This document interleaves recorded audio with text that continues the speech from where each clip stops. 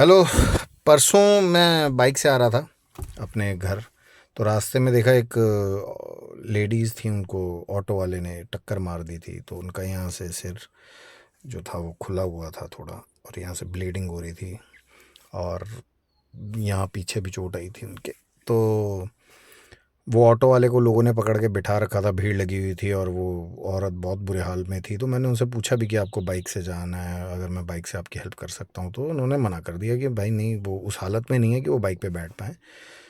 नहीं भी तो नहीं भी, मैंने वहाँ खड़े होके कम से कम 10 से 15 गाड़ियों को रोका होगा, हाथ दिया होगा, एक गाड़ी वाला नहीं रुका।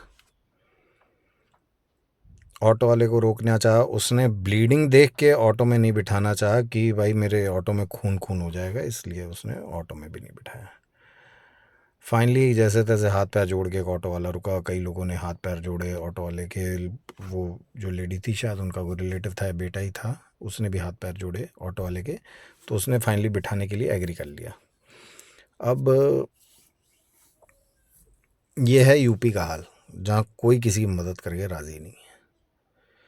और एक एग्ज़ाम्पल मुझे याद आता है, पंजाब में मेरा एक्सीडेंट खुद हुआ था। और नहीं भी तो नहीं भी, 5 मिनट के अंदर 25 लोग आ गए थे वहाँ पे, जो कह रहे थे हमारे साथ चलो बेटा, हमारे साथ चलो।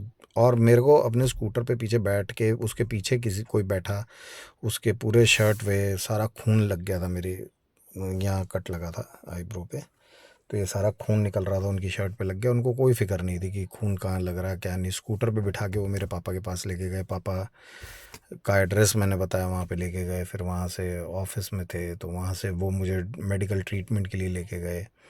और वो तब तक नहीं वहाँ से हटे जब तक मेडिकल ट्रीटमेंट हुआ नहीं। तो अगर किसी को कुछ सीखना है ना, तो सिखिज़म से सीखो।